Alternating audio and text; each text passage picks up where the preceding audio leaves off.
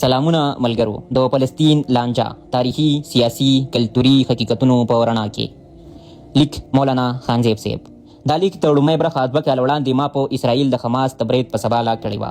پاتې نور لیک 4 کال وړاندې مې کړی و چې د فلسطین د لانجې د تاریخي سیاسي مذهبي اړخونو جاج پکې اخیستل شوی و. نن چې د غزا سره څه وشو دا اټل موږ په سبا ته کړی و، خو د بدمرغه ځینې پښتنو په ذهنونو په هره حواله دومره انتخاب خوښي ده چې په وخت عقل خبره منلو ته هیڅوک غوږ نه ږدي. د دې بیخي ملاتړ کوو چې د فلسطین ولس مظلوم دی، په خپله خاوره یې د خپل ژوند او آزاد خیبات حق دی. دغه راز په دې کې هم شک نشته چې د اسرائیل سټیټ یو نسل پرست فاشیسټ هیواد دی. خو بیا هم دا لانجه دومره ساده نه ده لکه څنګه چې ورته دلته ځینې د اسلام تاریخ سیاست نه خبره جذباتي خلک ګوري یا زموږ په لیک نه رسي نو د خپل جهالت له کبله ورته بل رنګ ورکړي. خو څوک غواړي چې د دې شخړې په هر اړخیز حقیقتونو ځان پوهه کړي نو دا لیک خامخا ولولئ چې په ډېر څه مو سر خلاص شي. په 9 اکتوبر 2023 لیک. نن ما نه یو کس پوښتنه وکړه، ویل د حماس برید ته په څه نظر ګورئ؟ ما ویل څه وخت وړاندې زموږ سیمو کې پوځي عملیات به روان وو، وسلوالو به د ولسي ابادۍ او د کلو ډز ډوز وکړو، هغوی به ښه روغ رموټ لاړل، ولس به په منځ کې برمته وو، په نتیجه کې به لږ وخت پس بیا ټول کلي د تباهۍ سره مخ وو. په 2008 کې یو ورځ زه د څو ملګرو سره په سیمه کې یو جنازې ته روان وم. دې کې لږه فاصله کې د اف سی په یو قافله د ریموټ کنټرول بمي برید وشو. 2 کسان د اف سی پښتانه ځوانان مړه او 100 جوبل شو. د برید پس موږ د مړو جوبلو پورته کولو لپاره ور روان شو، خو لږ وخت پس بیا په ټوله سیمه کې د هر لوري نه توپخانه چالو شوه. موږ په لاره کې ګیر شو، د دغه یو بمي برید په 6 غنټې مسلسل د سیمې ټول کلي او بازار په توپونو وویشتل شو. د ماښام اذان سره چې کله ډز بند شو، تر ناوخته مو چې معلومات وکړو نو د 14 عام ولسي پښتانه په کلي کې وژل شوي وو، تر 15 پورې جوبل وو. ټوله شپه ګرځ بندیز هم و، کم جوبل چا روغتون ته هم نه شوړلې. کله چې کور ته رالم نو زموږ کور هم په توپونو ویشتل شوی و، یو ورور او 3 زنانه جوبل وي. د فلسطین د شخړې په اړه زموږ پښتانه د خپل مذهبي عقیدت په اساس ډېر جذباتي وي. دا لانجه په تاریخي توګه د مذهبي سره سیاسي، سیمه ییز او نړیوال اړخونه هم لري. دغه خبره په نړۍ کې دغه یوازینۍ خبره ده چې بلا مذهبي، کلتوري او نسلي تنوع مرکز پاتې شوی. نن مې ډېر پښتانه اورېدل چې د حماس په بریدونو خوشحاله دي، خو بل اړخ ته چې د دغه بریدونو پس د فلسطین عام ولس د اسرائیلو د کم تباه کوونکي بریدونو سره په ولس کچه به مخ کېږي، د دې احساس هر څوک نشي کولی. موږ جنګ ځپلي په دې ډېر پوهېږو چې جګړې او تشدد د عام ولس لپاره څومره تباهي راوړي. 4 کاله وړاندې لیک. ظلم چې په هر ځای کې وي نو د غندنې دی. په فلسطین کې چې څه روان دي، کمزور زیاتې دا کم ناڅاپي اتفاقیات نه دي. د دې شخړې شاته په زرګونو کاله تاریخ او د 13 کاله د اهل فلسطین عربو عامو مسلمانانو بلا سیاسي تېروتنې پرتې دي. ځکه چې بیت المقدس په نړۍ کې هغه یوازینی ځای دی چې د 3 آسماني الهامي دینونه منونکي د ملکیت او د خپل مذهبي تقدس دعوې کوي. او زرګونه کاله دغه ځای کله یو او کله بل نیولې چې کله د چا زور راغلی نو دغه ځای ته یې ځان رسولی. په نړۍ کې د مسلمانانو چې څومره کوم ټولنیزې ستونزې او شخړې دي نو پکار ده چې په دې باندې خلک د تاریخي حقیقتونو او د هغې کوتاهو په بیس په تنقیدي نظر سره ځان پوهه کړي چې دا هر څه په یوه ورځ کې نه دي او نو په یو دم په جذباتي شغارو او خیرو د دې خل روزي. دا ځمکني حقیقتونه دي او ځمکني حقیقتونه به هم په هغه ځمکه خلک کول غواړي په کم ځای کې چې پیښ وي. نننی ټوله موجوده وداني نړۍ د سامراج ویشل شوي امت مسلمه تش یو خیالي سراب پاتې دی. هیڅ یو مسلمان هیواد د بل مسلمان سره مرسته نشي کولی، ځکه ټول اسلامي نړۍ د امریکا بالواسطه او بلا واسطه مستعمره ده.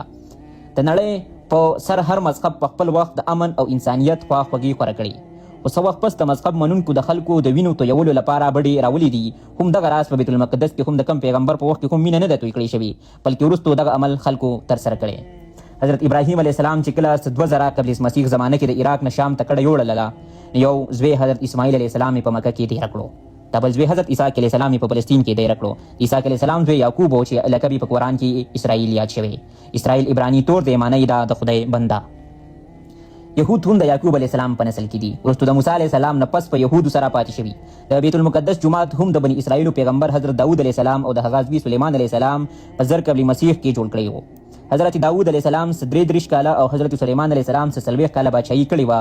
د دواړو پایتخت او پلازمینا هم یروشلم و. د بیت المقدس سره نږدې یوه بله د غر ټوپني قبط الزهرا عبدالمالک ابن مروان د یو ښکلي منارې په څیر جوړه کړې.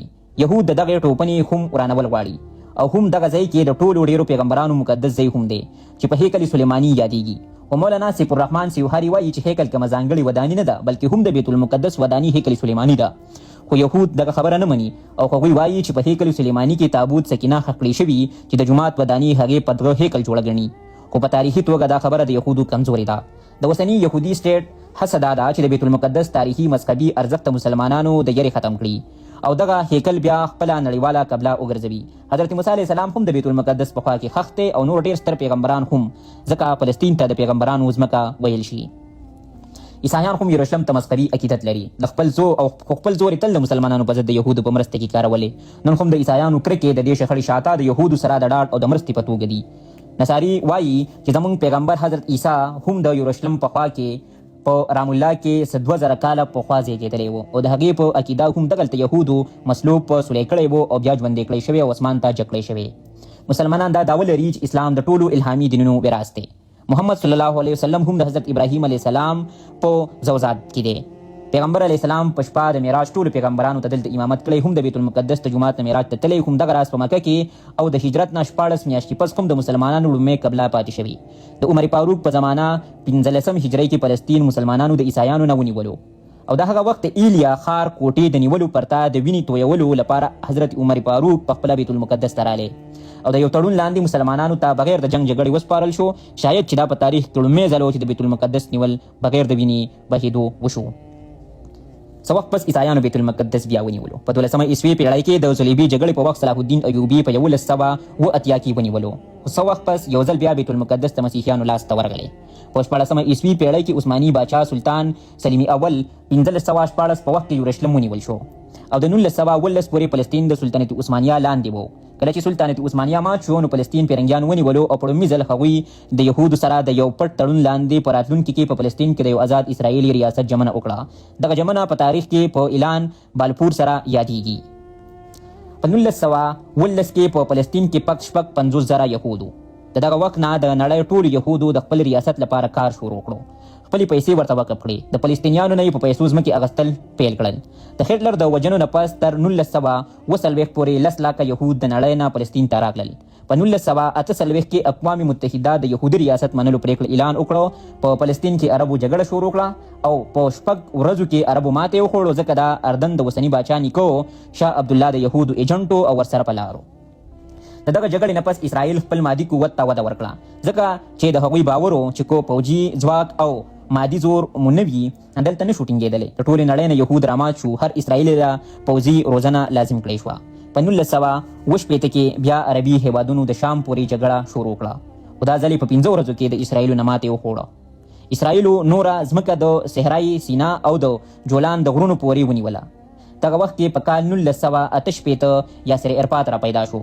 الفتحې ګوندې جوړ کړو خو د یاسر عرفات مخنیوي لپاره حماس د اسرائیلو په مرسته جوړ کړی شوی و او فلسطینیان تر اوسه د ویش کار کړی شو چې تر اوسه لا ورانه ماشوړه ده. حماس د یاسر عرفات د سیاسي مزاحمت په ځای وسلواله جګړه پیل کړه چې د هغې پس د شکونو ډک د فلسطین سیاسي مزاحمت د منځه ویستل شو.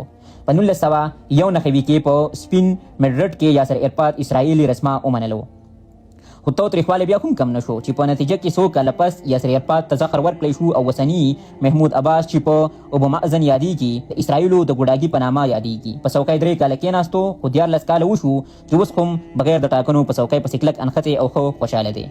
دا هغه حقیقتونه دي چې دا هر څه شوي په اوس وخت کې د فلسطین شخړه په جنګ نه په سیاسي تدبر او حکمت یو خواته کول او د حل لاره ورته جوړول مناسب ده.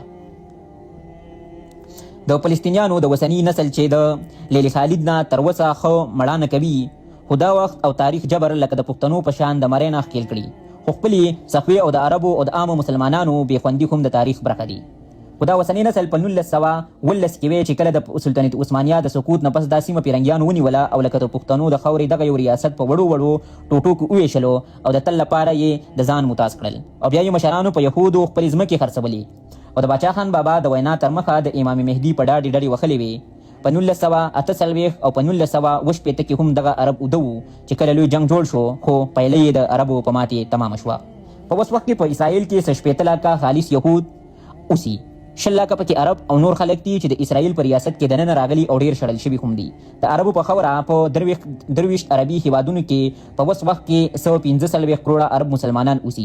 ځان له په وسني فلسطین کې 90 لاک عرب اوسي. د اسرائیل خبره 22,000 مربع کیلومتره ده چې د پښتونخوا د 9 ضلعونو هم کمه ده. د وسني فلسطین سره 27,000 مربع کیلومتره پراخوالی دی. عبدالله غزان به ویل چې کو عرب فقط تشي امتیازي هم په یو ځل په ګډه وکړي نو ټول یهود به پکې لاکو شي. خو دغه عرب نیشنلیزم نه دی، عربیت په غصبیت چرته یو کیږي او اسلام خو اړو پیجني نه. د ټولو نه زیاته تباهي په نړۍ کې د شلمې پیړۍ د دویمې لسیزې نه تر اوسه د مسلمانانو د شیعه سني او په اوس وخت کې د عرب ایران تربګنۍ کړي چې په ټوله نړۍ کې هم مسلمانان دغه دواړو ذلیله کړي. اسلام د خپلو سیاسي موخو او سیاسي زبېښاک ښکار کړی. مسلمانانو یې په مذهبي جنونیت او تندروا فکرونو کې په خپلو وسیلو ښکیل کړي او هم دغه تربګنۍ د مسلمانانو نه په فلسطین، عراق، شام، لیبیا، یمن او لبنان کې هم حیا اغستی. کله هم دغه عربو او شیعاګانو په ګډه د فلسطینیانو غم نه دی خوړلی. دغه راز د اردن د شاه حسین په وخت کې په 1968 کې زموږ مرد مومن مرد حق هم په زرګونو فلسطینیان د اردن په کیمپونو کې په توپونو الوزولي وو. د ولی خان خبره ویل اسامه ډېر ښه مجاهد دی، خو په کار ده چې دا جهاد یې په یهودو کړی وی. موږ پښتنو به یې هم مرسته کړی وی، خو چېرته چې جهاد په کارو هلته څوک نه ځي او چېرته چې جهاد ته ضرورت نشته هلته خلک نه کلاریږي. د فلسطین دننه خلک په خپل منځ کې شل ډلې دي، خپلې سیمې نیولي او کم شریکه تګلاره، جدید وسلې، منظم فوج او اقتصادي پرمختګ او توان نشته. بل اړخ ته اسرائیل د نړۍ 43م اقتصادي او فوجي قوت دی. د تعلیم کچه پکې 99% ده. د هر کس کلیز ګټه $40,000 ده. فوج د نړۍ لسم غوره ځواک دی. د نړۍ په 500 غوره پوهنتونونو کې 7 پوهنتونونه د اسرائیل دي. د نړۍ د ټولو نه زیاتې ساینسي مقالې په اسرائیل کې چاپ کیږي. په نړۍ کې د ټولو نه زیات نمر بجلی اسرائیل پیدا کوي. د ژوند جواب نړیوال تمدن پکې دی. ریاست هر وګړي ته د ژوند اساسي اسانتیاوي ښې پراخې ورکوي. په اوسنۍ نړۍ کې مادي طاقت او قوت ایمانی طاقت سره لازم دی، ځکه چې دغه د پیغمبر سنت دی چې د وخت هر ډول وسیله د تدبیر په درجه کې کارولې وه. خو د نن زماني مسلمانان لکه د ډیرو د امام مهدي په انتظار ناست دي او د هر مانځنه پس دا خیرې کوي چې خدایا د کافرو په توپونو کې چینجي وکړي. همدغه د مادي ضرورت زور دی چې نن صرف په عربو کې 45 کروڑه خلک د 15 لک خلکو د جواب نه دي. امت مسلمه تش دعاګانې او خیرې ښه په ایماندارۍ کولی شي. نور ته د موسی علیه السلام ډله جوړه ده چې د امالکو د جواب نه وو. موږ مسلمانان یو امت یادوو، خو دا تش په نامه امت پاتې دی. اوس وخت کې دغه د یو امت د وحدت حقیقي تصور یهود او نصارو غوره کړی. مسلمانان دي دغه خلکو نه لږ عبرت واخلي. د فلسطین شخړې حل او د هغې د خلاصې لار په اوسني وخت کې په جنګ او زور ناممکن دی. هم دغه راز د فلسطینیانو سره نه ایران، نه عرب او نه زموږ غازیان کومه مرسته کولی شي. اسرائیل خپل د هیواد پولي په جدید ساینسي دفاعي نظام دومره سنبال کړي چې یو کس کوم ورته نږدې نشي ورتلی. د حماس راکټې د اسرائیل وړاندې هیڅ کم ګواښ نه دي. فلسطینیان کو ځان خلاصوي نو لومړی به په خپل منځ اختلاف وباسي، دویم سیاسي مبارزې له به زور ورکوي او په نړۍ کې به د ځان سره زورور په لار کوي چې په تیر لنډ وخت کې یې په انډونیزیا کې د ختیځ تیمور ریاست په ډېره اسانه جوړېدل یو زرګند مثال دی. اسرائیل او عرب زیات تر د یو بل سره جوړ او یاران دي، خو غرب پکې فلسطینیان دي. 15,000 قبل مسیح ماهرین اثار قدیمه تر مخه 1000 کاله پخوا هم په یورشلم کې د انساني آبادی اثار موندل شوي. زر قبل مسیح حضرت داود علیه السلام یورشلم فتح کړی و او خپله پلازمینه یې جوړه کړې وه. 960 قبل مسیح حضرت داود علیه السلام کې بیټه پیغمبر حضرت سلیمان علیه السلام هیکل سلیمانی جوړ کړی و. دا و د مولانا خانزیب صاحب لیک. د اورېدو مو یو جهان مننه. تل راته خوشحاله او ژوندي اوسئ.